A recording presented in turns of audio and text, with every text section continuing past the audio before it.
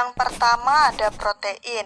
Jadi ini merupakan gambar dari sumber protein yang meliputi daging, ikan, telur, susu, kacang-kacangan, dan lain sebagainya. Lalu, apa itu protein? Protein adalah komponen penting atau utama bagi sel hewan maupun manusia. Protein adalah senyawa organik kompleks berbobot molekul tinggi yang merupakan polimer dari monomer. Monomer asam amino yang dihubungkan satu sama lain dengan ikatan peptida. Molekul protein mengandung karbon, hidrogen, oksigen, nitrogen, dan kadangkala sulfur serta fosfor. Protein merupakan salah satu dari biomolekul raksasa, selain polisakarida, lipid, dan polinukleotida, yang merupakan penyusun utama makhluk hidup. Selain itu, protein merupakan salah satu molekul yang paling banyak diteliti dalam biokimia. Protein ditemukan oleh Jöns Jacob Berzelius pada tahun 1838. Sumber protein seperti yang telah disebutkan tadi meliputi daging, ikan, telur, susu, dan produk sejenis quark, tumbuhan berbiji, suku polong-polongan, dan kentang. Keuntungan protein.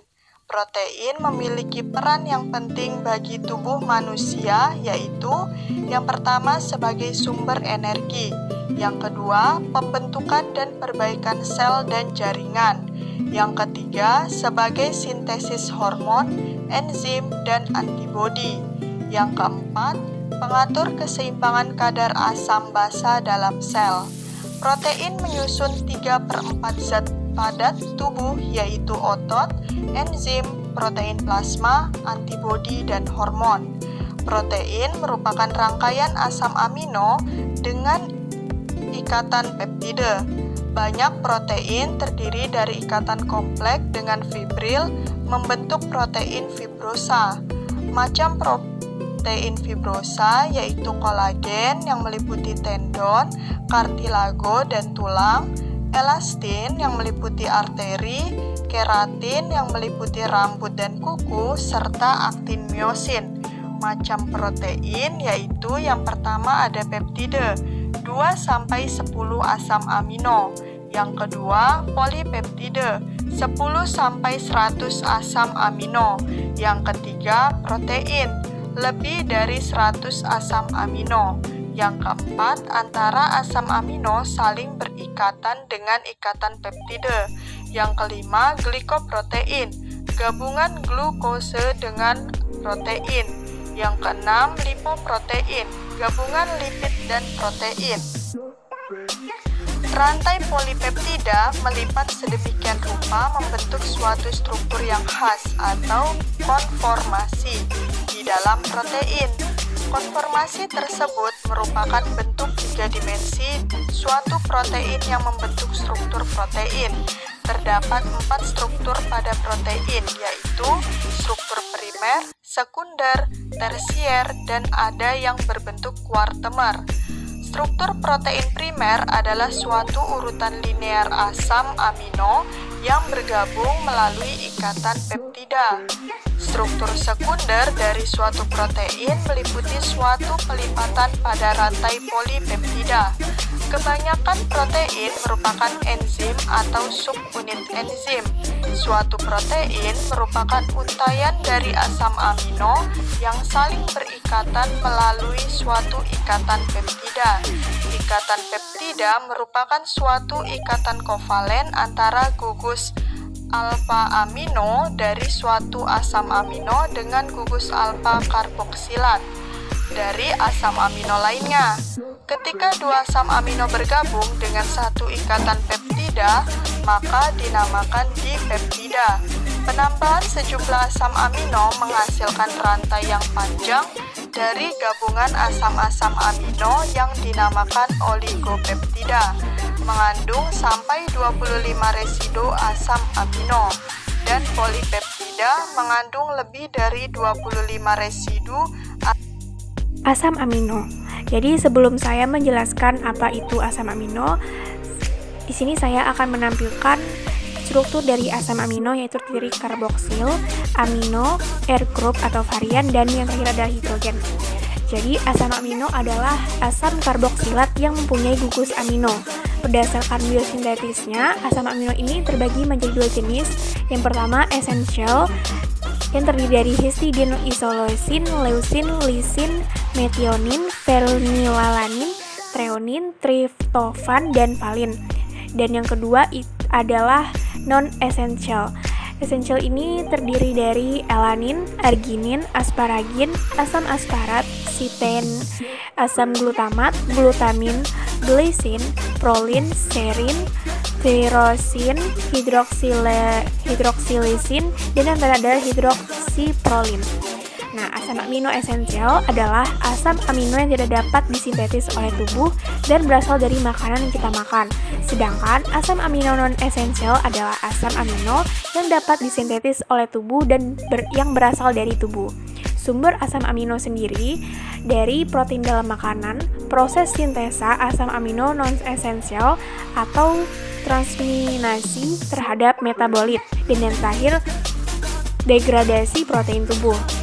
Kegunaan asam amino ini untuk membentuk protein yang dibutuhkan, membentuk glukosa, membentuk badan-badan keton, dan lain-lain, menghasilkan energi, serta membentuk molekul non-protein derivat asam amino. Selanjutnya ialah metabolisme. Metabolisme adalah proses kimia yang terjadi di dalam tubuh makhluk hidup. Proses metabolisme terbagi menjadi dua, yaitu anabolisme dan katabolisme. Anabolisme adalah proses sintetis molekul kimia kecil menjadi besar yang membutuhkan energi ATP. Sedangkan katabolisme adalah proses penguraian molekul besar menjadi molekul kecil yang melepaskan energi ATP.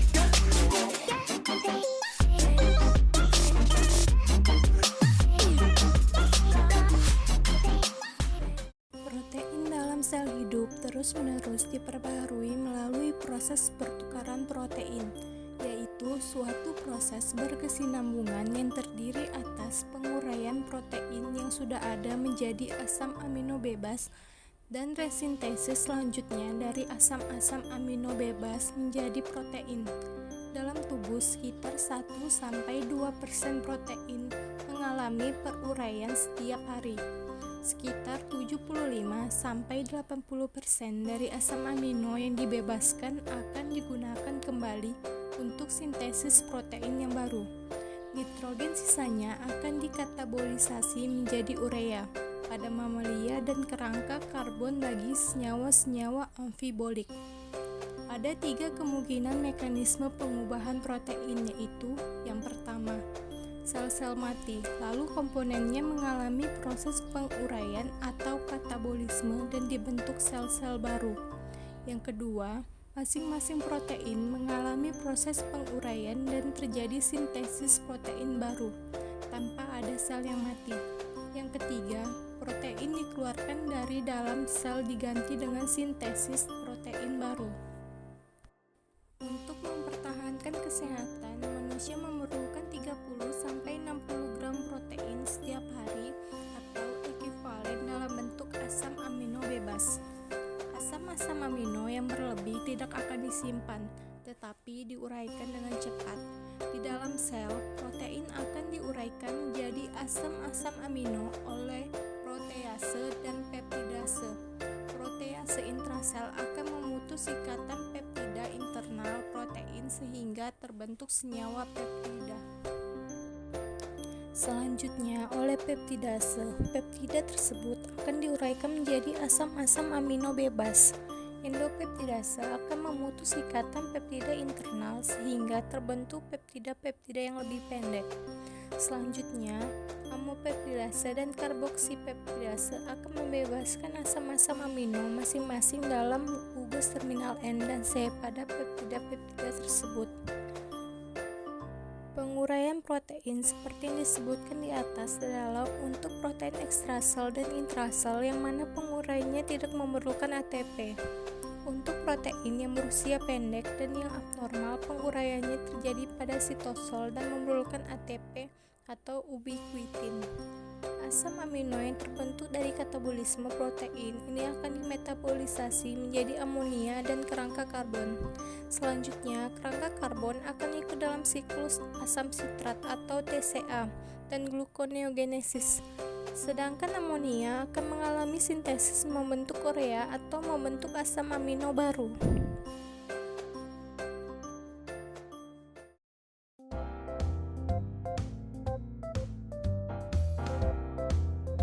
Hanya sedikit organisme yang dapat mengubah nitrogen bebas atau N2 menjadi senyawa biologis yang berguna seperti NH3. Oleh karenanya, organisme umumnya menggunakan nitrogen dari asam amino. Pada umumnya, asam amino dimetabolisasi di hepar. Amonia yang dihasilkan didaur ulang dan digunakan untuk bermacam-macam proses biosintesis. Kelebihannya akan dibuang sebagai urea. Kelebihan amonia yang dihasilkan oleh jaringan ekstrahepatik akan diangkut ke hepar dalam bentuk gugus amino untuk diubah menjadi senyawa yang bisa diekskresi. Di dalam katabolisme ini, asam amino glutamat dan glutamin berperan penting. Gugus amino dari asam amino akan dialihkan ke E-ketoglutamat membentuk glutamat, terjadi di sitosol. Selanjutnya, glutamat akan diangkut ke mitokondria dan gugus amino dilepaskan berupa NH4. Kelebihan amonia jaringan lain akan diubah menjadi glutamin, lalu diangkut ke mitokondria hepar. Kelebihan gugus amino di jaringan otot dialihkan ke pirufat, karena pirufat berubah menjadi alanin yang selanjutnya akan dibawa ke mitokondria hepatosit untuk dilepas gugus NH4-nya. Manusia merupakan makhluk ureotelik, artinya dapat mengubah nitrogen asam amino menjadi urea yang tidak toksik dan mudah larut dalam air. Biosintesis urea dibagi menjadi 4 tahap. Yang pertama transminasi, yang kedua deaminasi oksidatif, yang ketiga pengangkutan amonia, dan yang terakhir reaksi siklus urea. Asam-asam amino yang telah kehilangan gugus amino, kerangka karbonnya akan mengikuti siklus gluconeogenesis. Asam-asam amino yang demikian ini disebut sebagai asam amino glukogenik. Transaminasi adalah pemindahan gugus asam amino pada glutamat. Proses ini merupakan reaksi pertama dari proses katabolisme. Reaksi ini diawali oleh enzim transaminase. Enzim ini mempunyai gugus prostetik piridoksal fosfat atau bentuk aktif B6. Umumnya, piridoksal fosfat berikatan kovalen dengan situs aktif enzim melalui ikatan imin, yaitu pada gugus amina E dari residu lisin transminase. Reaksi-reaksi yang dikatalisis transaminase mempunyai konstanta kesetimbangan 1,0 karena reaksinya adalah bolak-balik. Gugus-gugus prostetik piridoksal fosfat berfungsi sebagai pengangkut sementara bagi gugus amino pada situs aktif transaminase. Senyawa ini mengalami transformasi antara bentuk aldehid yang dapat menerima gugus amino dengan bentuk transaminasinya, yaitu piridoksamin fosfat yang dapat memberikan gugus aminonya kepada suatu asam keto. Piridoksal fosfat terikat pada transaminase pada situs aktifnya melalui ikatan kovalen dalam bentuk kimia dengan gugus amino E dari residu lisin. Pada reaksi transaminasi ini, gugus amino dari asam amino akan dialihkan ke asam ketoglutarat. Hasilnya adalah asam ketoglutarat akan mendapat gugus amino menjadi L-glutamat. Sedangkan asam amino yang kehilangan gugus aminonya menjadi suatu asam keto yang bersesuaian. Keadaan yang sama juga terjadi pada transaminasi gugus amino dari alanin ke ketoglutarat. Reaksi ini menghasilkan L-glutamat dan pirufat. Jadi, setiap enzim transaminase bersifat spesifik untuk satu pasangan asam amino dan asam keto. Reaksi transaminasi itu terbukti terjadi hampir pada semua asam amino, kecuali lisin, treonin, prolin, dan hidroksin prolin. Tujuan utama dari reaksi transaminase itu adalah untuk mengumpulkan semua nitrogen dari asam amino dalam bentuk satu-satunya senyawa, yaitu glutamat. Hal ini sangat penting karena L-glutamat merupakan satu-satunya asam amino dalam jaringan mamalia yang mengalami deaminasi oksidatif dengan kecepatan cukup tinggi.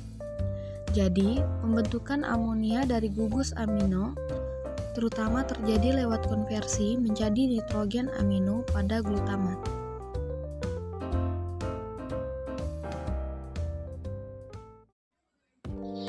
Baiklah, materi selanjutnya yaitu reaksi deaminasi asam amino.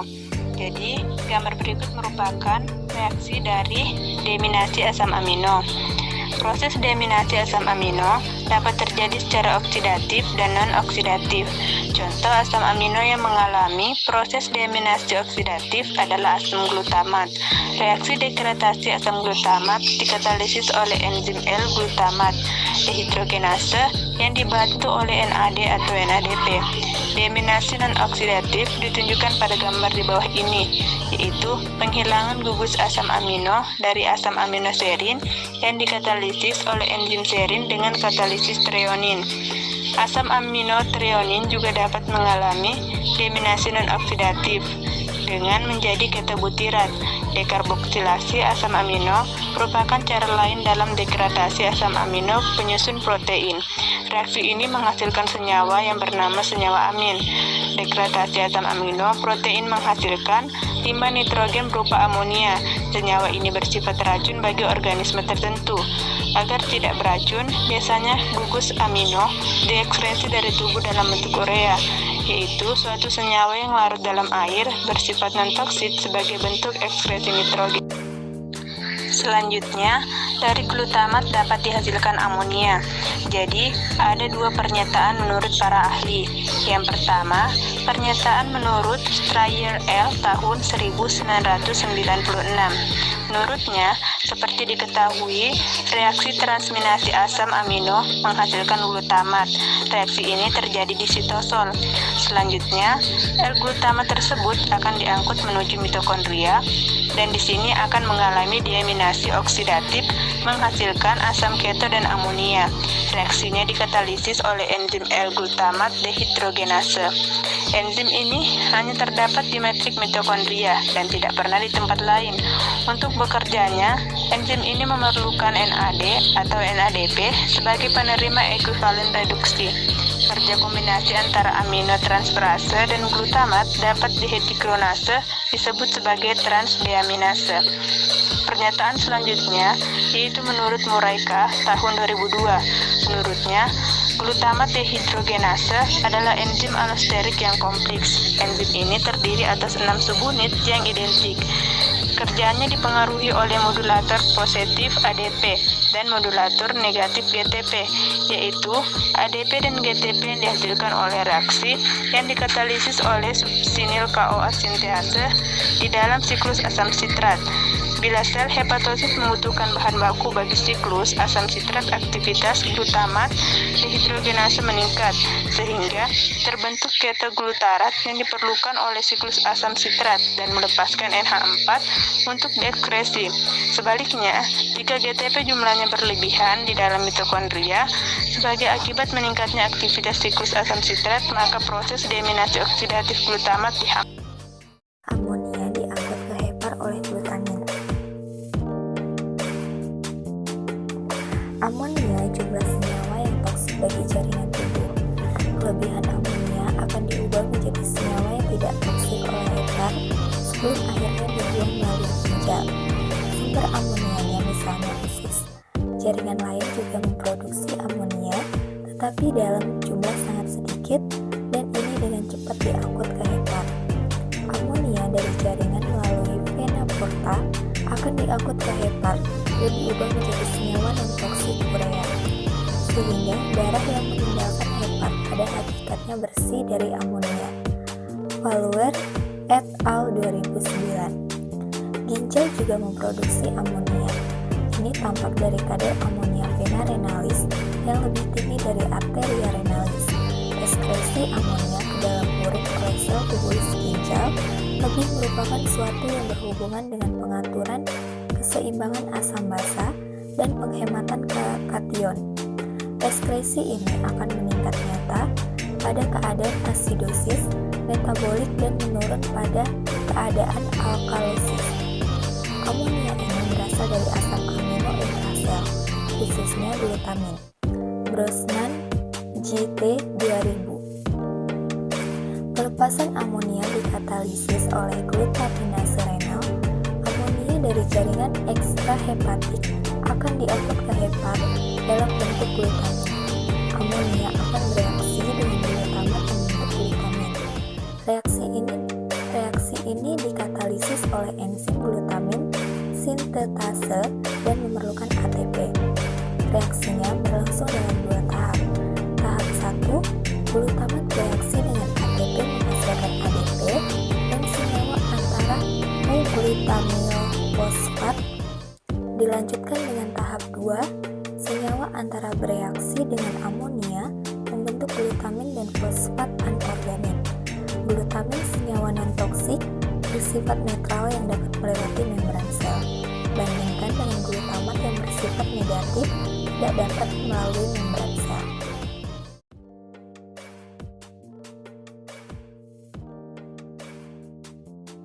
Manusia setiap harinya harus mensekresikan nitrogen. Sekitar 95% ekskresi nitrogen itu dilakukan oleh ginjal dan 5% sisanya melalui feses. Lintasan utama ekskresi nitrogen pada manusia adalah urea. Urea disintetis dalam hati, dilepas dalam darah dan dibersihkan oleh ginjal. Siklus urea dimulai di mitokondria sel hepatosit. Pembentukan urea dari amonia terdiri atas 5 tahap, 3 diantaranya berlangsung di sitosol gugus amino. Yang pertama kali memasuki siklus urea berasal dari amonia yang terdapat dalam mitokondria, yaitu yang berasal dari bermacam alur yang telah diuraikan sebelumnya. Sebagian berasal dari usus melalui vena porta yang merupakan hasil oksidasi bakteri.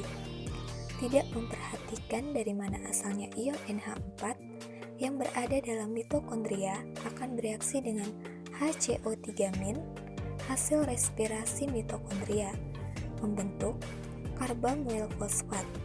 Reaksi ini memerlukan ATP dan dikatalisis oleh enzim karbamoil fosfatasintetase 1. Selanjutnya, karbamoil fosfat akan masuk ke siklus urea dan akan mengalami 4 reaksi enzimatik.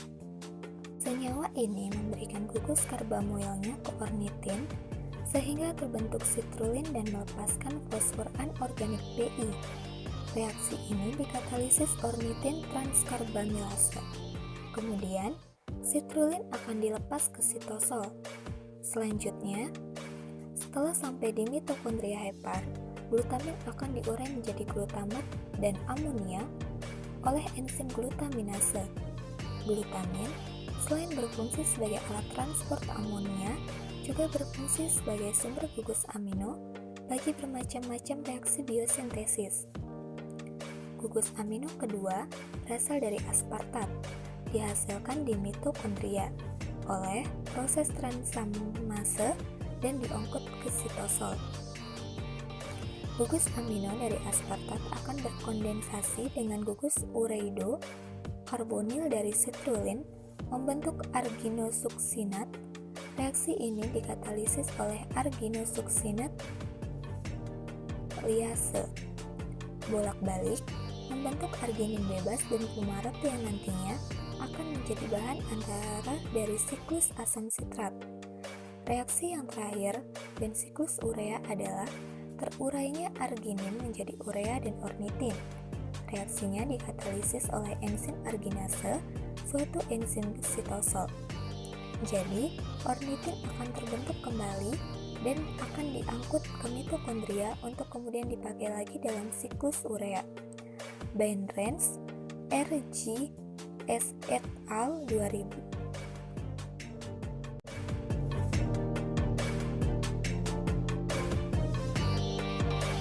Banyaknya asam amino dalam darah tergantung pada keseimbangan antara pembentukan asam amino dan penggunaannya. Pada proses pencernaan makanan, protein diubah menjadi asam amino oleh beberapa reaksi hidrolisis serta enzim yang bersangkutan.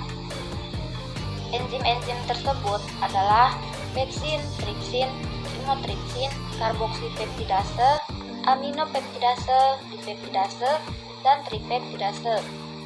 Dalam keadaan puasa, asam amino dalam darah biasanya sekitar 3,5-5 mg per 100 ml darah dan akan meningkat segera setelah buka puasa sekitar 5-10 mg per 100 ml darah. Kemudian turun kembali setelah 4-6 jam. Jumlah asam amino dalam jaringan kira-kira 5-10 kali lebih besar daripada dalam darah. Berikutnya yaitu kelainan metabolisme protein. Metabolisme adalah proses pengolahan atau pembentukan dan penguraian zat-zat yang diperlukan oleh tubuh agar tubuh dapat menjalankan fungsinya. Gangguan metabolisme protein menyebabkan ketidakseimbangan zat-zat dalam tubuh. Protein merupakan sumber energi bagi tubuh. Salah satu penyakit akibat gangguan metabolisme protein dijelaskan dengan ditemukannya penyakit yang terjadi karena kekurangan protein. Kekurangan protein hampir selalu disertai dengan kekurangan energi.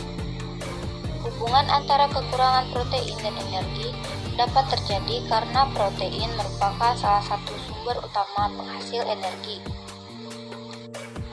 Jika dalam makanan yang kita makan kurang mengandung energi, maka tubuh akan mengambil protein lebih banyak untuk menjadi energi. Ini berarti protein dalam tubuh akan semakin berkurang. Penyakit yang terjadi karena kekurangan energi dan protein ini biasa disebut dengan penyakit kurang energi protein atau Penyakit ini ditemukan pada anak-anak atau ibu hamil. Penyakit KEP ini juga dapat menyerang orang dewasa, misalnya pada orang yang mengalami kelaparan dalam waktu yang lama atau menderita penyakit kronis. Namun pada umumnya penyakit terjadi pada anak-anak antara usia 2-5 tahun ketika mereka berhenti minum ASI dan menerima makanan tambahan yang kurang mengandung protein atau tidak sama sekali. Ketika penyakit KEP ini menyerang seorang anak, maka akan muncul gejala-gejala seperti kekurangan energi yang biasa disebut marasmus dan kekurangan protein yang biasa disebut kwashiorkor. Pada penderita marasmus, pertumbuhan penderita atau anak yaitu berat badan dan tinggi badan terganggu, penderita sangat kurus, adanya pembesaran hati, kulit tampak keriput. Pada bagian muka terdapat kulit yang berlipat-lipat sehingga muka anak seperti orang tua yang sudah keriput. Mudah terserang diare, infeksi saluran pernapasan, dan batuk rejan. Pada penderita kwashiorkor, ciri-ciri yang terjadi adalah adanya gangguan pada pertumbuhan berat badan dan tinggi badan, lemah, kurus, apatis, kulit tampak kering, rambut tipis atau jarang kehilangan nafsu makan, diare, adanya pembesaran pada hati, dan anemia.